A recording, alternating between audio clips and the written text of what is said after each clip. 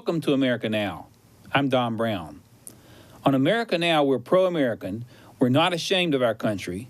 We're proud of our military. We proudly stand for the anthem, and we humbly kneel before the cross. Now, on this show, our viewpoint is America first and America always. We approach things through the lens of a biblical worldview, and we believe in Ronald Reagan's vision of America as a shining city on a hill. Today's topic: the Me Too movement and the character assassination of Judge Kavanaugh. Let's start first with an expose of the so-called Me Too movement. Now, like so many left-wing socialist organizations, Me Too, which was born in Hollywood and pushed by left-wing Hollywood actors walking the red carpet with the hashtag Me Too tattooed or emblazoned on their arms, is typical of many evil organizations seeking to destroy the country. Like other political groups, liberal political groups, the Me Too movement basically offers a tiny droplet of good, the exposure of real sexual predators who may have committed sexual crimes in years past, much like Planned Parenthood purports to offer a tidbit of good, like free mammogram testing according to Barack Obama, or sexual orientation and gender testing for Planned Parenthood. But lurking behind the surface of both organizations, both Me Too and Planned Parenthood, is evil, deep, unadulterated evil. Planned Parenthood says free sexual orientation and testing for all. Well, yippee. Then it turns around and kills babies and chops up baby parts and sells them in the open market and then brags about it over wine and champagne. Now, Me Too purports to expose predators, unless, of course, the accuser is pointing the finger at a left-wing Democrat politician. Then that person gets exempted. Consider, for example, the left's double-standard hypocrisy in tarring Judge Brett Kavanaugh, an innocent man, versus its blind eye when it comes to high-profile leftist Democrat politicians like Bill Clinton, Keith Ellison, and Teddy Kennedy. With Judge Kavanaugh, after his hearing is completed with the Senate Judiciary Committee, we witness a sudden coordinated last-second smear campaign drug up by the Democrats, by partisan left-wing accusers who toss up half-baked and crazy accusations from nearly 40 years ago. First, there's Christine Ford, a left-wing political operative, according to the San Jose News, who participated in a radical women's march opposing President Donald Trump. Now, Ms. Ford was the first accuser. Christine Blasey Ford was the first accuser to emerge against Judge Kavanaugh. We've seen these radical marches on television that she participated in. These marches are where they wear these vulgar pink hats on their head and they scream vulgarities. And, well, then the following day after President Trump's inauguration, they even advocated blowing up the White House. Now, Christine Ford, according to the San Jose News, which is out in California, is part of the left-wing feminist movement, the Women's March movement, which is one of the loudest and most foul-mouthed, most vocal, most radical left-wing movements in the country's history. Interesting, their choice of words, though, the Women's March, as if Women's March somehow represents conservative women. I can assure you, from a number of conservative friends that I have, it does not. Versus the loudmouth radicals who are truly out to destroy the Constitution. Now, Christine Ford, Judge Kavanaugh's accuser, gave money on several occasions to Act Blue, a left-wing political action committee that supports radical progressive causes all over the country. But that's not all. She also gave money to the Democrat National Committee. The DNC is the formal governing body of the National Democrat Party. Now, get this. Its chairman, Tom Perez, said that socialism, the socialism of New York congressional candidate Alexandria Ocasio-Cortez, is the future of the party. So the chair of the DNC says the future of the party is a socialist candidate.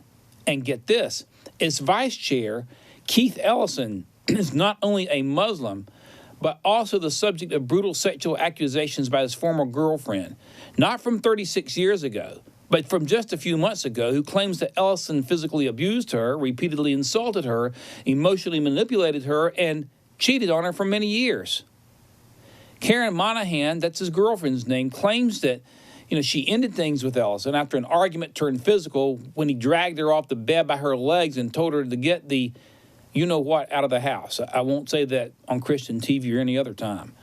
Monahan also provided medical records showing that she had been abused physically by Ellison.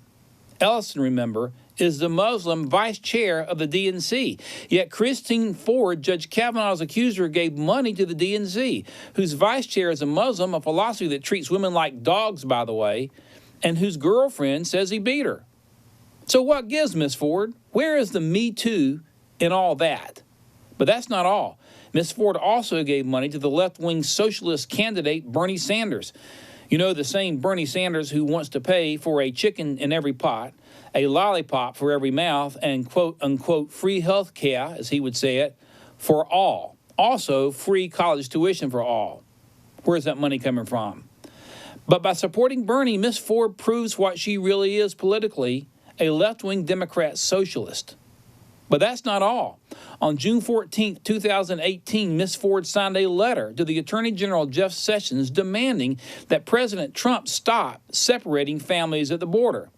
Even though Obama did the same thing, of course, and even though those illegal immigrants are violating United States law by trying to illegally cross the border to begin with. Then there's the issue of Christine Blasey Ford's left-wing attorney, Deborah Katz, who has been called by the Washington Post the feared attorney of the Me Too movement. The feared attorney of the Me Too movement. That's right. That's what they call her. Let's take a look at Miss Deborah Katz's political contributions. First, she donated $2,000 to liberal Democrat Senator Sherrod Brown of Ohio, despite the fact that Brown has been accused of documented spousal abuse and actually had a domestic violence order issued against him. You see, 2 decades ago, not nearly 4 decades ago, like the flimsy accusations against Judge Kavanaugh, Senator Brown went through a nasty divorce with his ex-wife, who filed a sworn affidavit in court that he struck her and that he beat her repeatedly. In fact, in that case, an Ohio judge did, in fact, issue a domestic violence restraining order against the senator. Now think about that. A domestic violence restraining order actually entered against this Democrat senator. But does Deborah Katz, Christine Ford's Me Too lawyer, condemn him, or call for his resignation, or call for him to step down, or call for the FBI to investigate Senator Brown? Nope, not hardly. Au contraire, she gives him a cool $2,000 donation and supports him wholeheartedly. So, why the double standard? Well, here's why. Because Brown is a left-wing liberal Democrat who will support her left-wing issues such as abortion, support the end of due process, which is what Me Too is about, support the end of the United States Constitution, and help bring socialism to the United States. On top of that, Christine Ford's Me Too lawyer defended another prominent Democrat, former President Bill Clinton, against accusations brought against him by Paula Jones. Here's what Me Too Deborah had to say about Paula Jones. Quote, Paula Jones is very, very, very, very weak. She used that adjective very a number of times. She's alleged one incident that took place in a hotel room that, by her own testimony, lasted 10 to 12 minutes. She suffered no repercussions in the workplace, said Me Too Deborah. Really? And you think Christine Blasey Ford's case, whose 3 corroborated witnesses have already said that the claims aren't true, is somehow strong? Come on, Deborah. Wait a minute. Madam Me Too counselor, I thought all women who made accusations of domestic abuse were to be automatically believed. So what's it going to be? Automatically believe all women? Or only automatically believe women who make accusations against conservatives and automatically dismiss women's claims of sexual abuse against Democrats? That's what appears to be the case. And we don't think there's political motivation here on the part of Ms. Blasey Ford and her lawyer, Deborah Katz? Well, it sounds like the feared lawyer of the Me Too movement wants to have her cake and to eat it too. Then there is the issue of Me Too Deborah becoming an active leader in the resistance movement against President Trump. Now, Me Too Deborah has participated on multiple occasions in these resistance marches against the president. And she wears one of those T-shirts with a big clenched fist on her shirt, showing, well, I suppose, that she's willing to clench her fist and punch somebody that might get in her way. Here's what Ms. Katz said just a few weeks after the president's inauguration. After the inauguration of President Trump and long before the president nominated Judge Kavanaugh to the Supreme Court, she said this. She said the administration's agenda is to wage an assault on our most basic rights, from reproductive rights to our rights of fair pay. We are determined to resist fiercely and strategically, she said. Oh dear, someone, it sounds like, is angry. Someone hates the President of the United States and everything that he stands for. No motivation here? Please. You know what this is really all about at the end of the day? You know why we've had this last-minute smear campaign against a conservative judge nominated for the Supreme Court? Ms. Katz hinted at it when she claimed that the administration's agenda is to wage a war on, quote, reproductive rights, end of quote. Remember that sanitized little phrase, reproductive rights. You see, this smear campaign comes down to one word: abortion. You see, to the left, the government is their God, and socialism is the one pathway to their God, and abortion is the unholy sacrament which they bring with them to their sinful altar for the ultimate worship of evil. It is their sacrifice of innocent human blood. It's despicable and evil influence has taken hold of their souls, and by murdering and dismembering the most innocent of souls made in the image of an almighty God, the demonic masters of the left squeal with delight like evil hyenas by the abortion sacrifice. They will do anything. They will say anything. They will destroy anything or destroy anyone to maintain this unholy abortion sacrifice to their evil master. Now let me ask this. Does anyone think that if Brett Kavanaugh in his Senate confirmation hearings had expressed an enthusiastic support of Roe versus Wade, or expressed his enthusiastic support of the so-called, quote, woman's right to choose, period, end of quote, that we would have ever heard the name Christine Blasey Ford? Come on. We all know the answer to that. Never in a million years. What is it that these Me Tooers want you to do? Well, they want you to shut up. And they want you to think the way they think. They want you to speak how they speak. They want you to do what they say. They want to preserve their unholy sacrifice of abortion. Consider the radical words of Hawaii Democrat Senator Mazie Hirono, a member of the Senate Judiciary Committee, just recently made some remarkable statements in support of Ms. Ford. She said, quote, not only do women like Dr. Ford bravely come forward, need to be heard, but they need to be believed, said the senator. Need to be believed. She added, I just want to say to the men in this country, just shut up. Sit down and shut up and do the right thing for a change. Really? So these accusers just need to be believed, do they, Senator? Just like that. Just believe them. Hook, line, and sinker without anybody asking any questions on cross-examination, without having to respond to questions from the men they accuse, without anybody asking these women if they have any political motivations or other motivations, like maybe if they gave money to Act Blue or Sherrod Brown or the DNC. Can't ask those questions. According to Hirono and her Me Too allies, if a woman comes in and accuses a man, particularly a Republican politician, of a sexual assault, no matter how remote in time the charges, no matter whether they have given tons of money to Democrat candidates, no matter where there might be a political motive to embellish the truth, the accuser must simply be believed. Hook, line, and sinker. And the man accused, well, he needs to be tarred and feathered, take him to the guillotine, try him and convict him in the court of public opinion. A man, especially a Republican man, especially a conservative or a Christian, needs to be convicted without trial, they would have you believe. His rights to confront his witnesses guaranteed by the Sixth Amendment need to be thrown in the trash can. His presumption of innocence under the Fifth Amendment, well, just forget it. And his right to due process under the 14th Amendment, well, how can you can just throw that in the Atlantic Ocean because he's a man. A Republican conservative white man, thus, per their thinking, doesn't even deserve the right to a fair trial. See what they're doing? The left-wing socialists are trying to divide us according to what Tucker Carlson calls identity politics.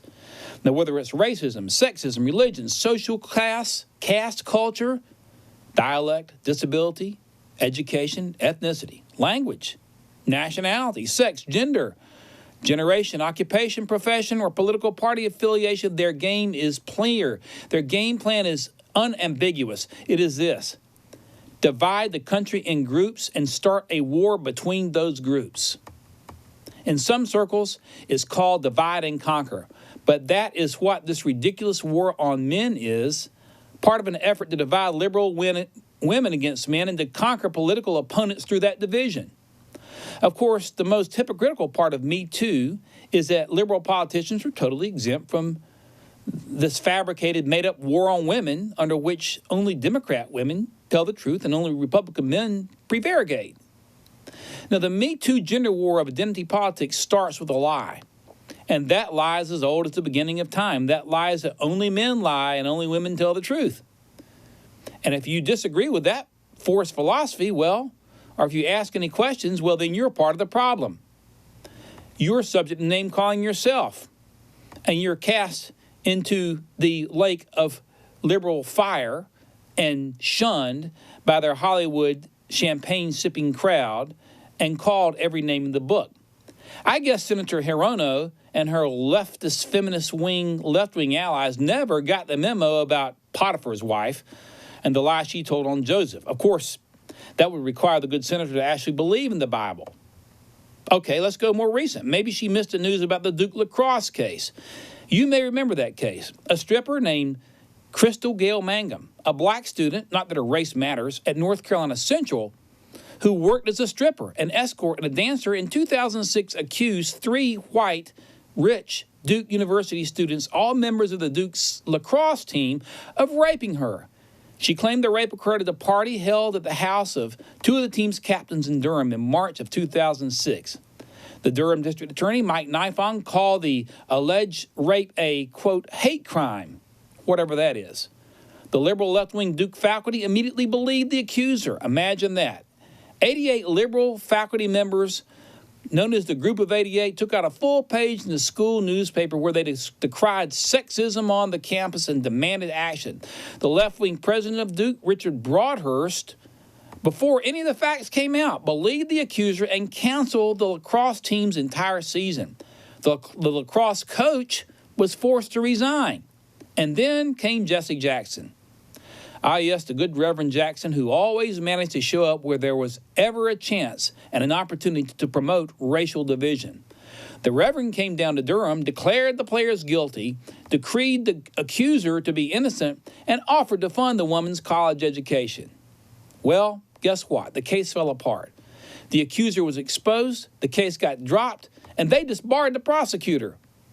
Now, the Duke lacrosse case became a microscopic example of left-wing destructive identity politics, all wrapped into one package. There was black against white, so we have racial division, fueled by a left-wing race baiter named Jesse Jackson. There was rich against poor, so we have socioeconomic division. The wealthy lacrosse kids versus the poor stripper who had to earn her money by exposing her body in a strip club. Then, just like now, with the Me Too movement, the women had to be believed at all cost. The poor lacrosse players being tarred and feathered and convicted before they were even brought to trial. Well, we can thank the Lord that the judicial process did at least get a chance to work in that case. But the same left-wing liberals who today are pushing Me Too bought the story hook, line, and sinker. How foolish. Then came the Rolling Stone hit job on those poor guys at UVA, the University of Virginia. Again, a false, unsubstantiated claim of sexual assault. Article claimed that a Jackie Coakley, a UVA student identified only as Jackie by the magazine, had been taken to a party hosted by UVA's Phi Kappa Psi fraternity by a fellow student. At the party, Jackie, allegedly, according to the article, had been led to the bedroom where she was gang raped by several fraternity members as part of an initiation rite.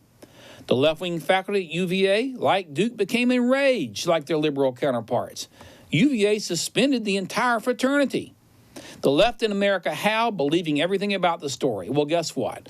Like the Duke's false accusation, this story also proved to be totally fabricated. Rolling Stone retracted the story and apologized, but not before the guys, yes, mostly young white men who had some money, had been punished for something that they did not do. And then last year, even in the United Kingdom, there was a 25-year-old woman named Gemma Beale who got 10 years in prison for making false accusations of serial rape.